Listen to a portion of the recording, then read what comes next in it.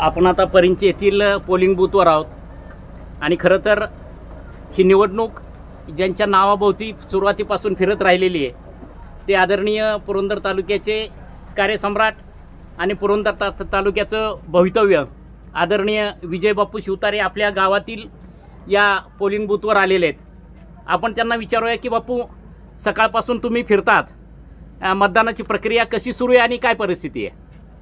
थोडंसं ऊन असल्यामुळे प्रक्रिया थोडीशी स्लो असं मला वाटतं। आतापर्यंत बहुतेक ठिकाणी ॲव्हरेज 20 ते 25% एवढंच मतदान झालेलं आहे। निश्चितपणे पुढे थोडासा शिळोप आल्यानंतर ते वाढेल, परंतु लोकशाहीच्या या उत्सवामध्ये मतदानाचा हक्क बजावण्यासाठी तरुण मुलं वगैरे मी बघतोय आता सर्वच ठिकाणी। मी जवळजवळ 10-20 पोलिंग स्टेशन्सला भेट देऊन आलो।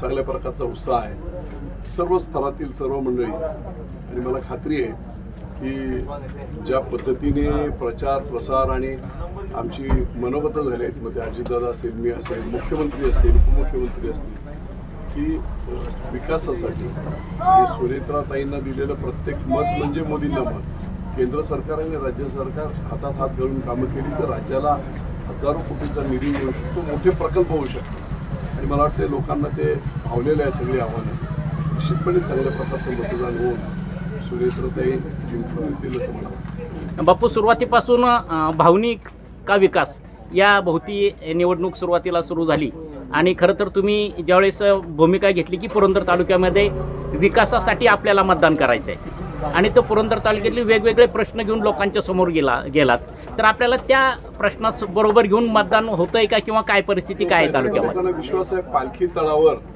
माझं जे काही मी तह केला आणि त्याच्यात संघर्ष करून जे मिळवायचं तर सगळं मला विमानतळापासून गुंजवणीपासून सर्व गोष्टी या कबूल केल्या गेल्या आणि फास्ट पैसे देऊन हे सगळे प्रकल्प गुंजवणी 1 वर्षाच्या आत पूर्ण करणार म्हणजे करणार, पाणी येणार, अशा प्रकारचे जे युद्धपातळीवर काम करण्याचे जे आश्वासनं दिलेली आहेत, निधी देण्यासाठी दिलेलं आहे। निश्चितपणे मला जे त्यांनी सांगितलं ते मी परत पवित्र पालखी तळावर येऊन त्यांना सांगितलं जनतेशी संवाद करून आपण ते करावं। गेल्या 11 एप्रिलला एवढी मोठी प्रचंड 30-35 हजार लोकांची सभा झाली आणि मुख्यमंत्री महोदय एकनाथराव शिंदे, त्याचप्रमाणे उपमुख्यमंत्री अजितदादा पवार यांनी बारीक सारीक एक गोष्ट वाचून दाखवत त्याच्यातून काय निर्णय झाले हे पुरंदर हवेलीच्या जनतेला त्यांनी स्वतः सांगितलेलं आहे पब्लिकली।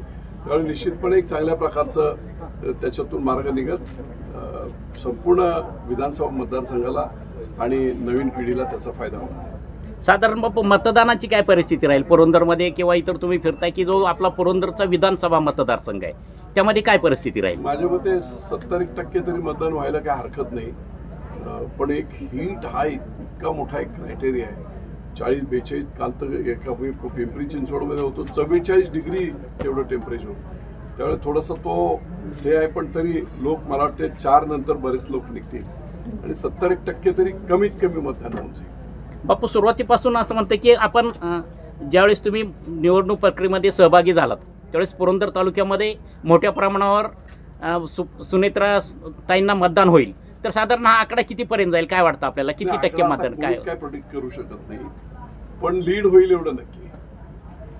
साधारण पूर्ण मतदारसंघामध्ये काय परिस्थिती राहील काय वाटतं तुम्हाला? असं सांगता येत नाही, पण ते जिंकतील एवढं नक्की। 50-50 हजार जरी पकडलं, 10-20 हजार तरी 1,00,000, 1.5 लाख, 2 लाख मतांनी तर सहज निवडून येईल। धन्यवाद.